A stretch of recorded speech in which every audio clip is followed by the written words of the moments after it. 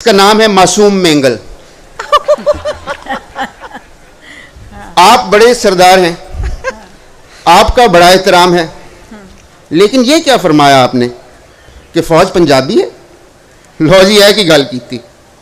आप कहीं दूसरे सरदार तो नहीं जो सिखों में होते हैं, सीधी जी गल नहीं समझते। आपकी इस सूबाई असबियत को ख़त्म करने के लिए आपकी कितनी नस्लों को सबक पढ़ाया, तुसी फेर ना समझे। जिस मुकद्दस किताब पर हाथ रखकर सरदार नौरोज़ खान से माफ़ी का वादा किया था, क्या वो किताब पंजाबी में थी? जिस रस्सी का फंदा उस सरदार के बच्चों की गर्दन में पड़ा, क्या वो रस्सी हमने लाहौर से भेजी थी? जिस भुट्टो के ऑर्डर पर हमने बलोचों पर बम बरसाए, क्या वो पंजाब का जमपल था? और जिस मर्द मोमन के गोडे गिट्टे पकड़कर तुम लोग काबुल से वापस आए, क्या उसके मुंह से कभी पंजाबी का एक लफ्ज़ सुना? अकबर बुगटी को जो मिसाइल लगा, क्या वो हमने सियालकोट में बनाया था? फिर कहते हो फौज पंजाबी है।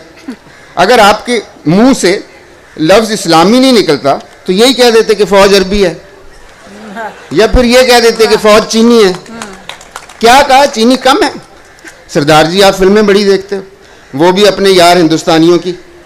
फिर तो फिल्म गालिब भी देखी होगी। अब कह दो गालिब भी पंजाबी था। असी कदी क्या अल्लामा इकबाल पंजाबी था? हम तो सिर्फ ये कहते हैं हिंदुस्तान हमारा, पाकिस्तान हमारा, मुस्लिम में हम तो बलोचिस्तान भी हमारा।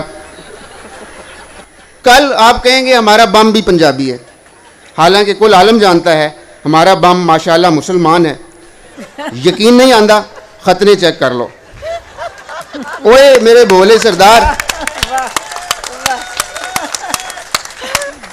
ओए मेरे भोले सरदार, ओए बच्चियां वाले हो, जब तुम्हारी अगली नस्लों की हड्डियां थल के सहराओं में चमकेंगी तो फिर समझ आएगी फौज ना उर्दू, ना पंजाबी, ना तुहाडी, ना साडी, ना नूरी, ना नारी, ना मोमन, ना काफिर, कदी अंदर कदी बाहर, कदी गायब कदी हाजिर, कदी सज्जन कदी दुश्मन, कदी रोना कदी हंसना, फिर स्यापा।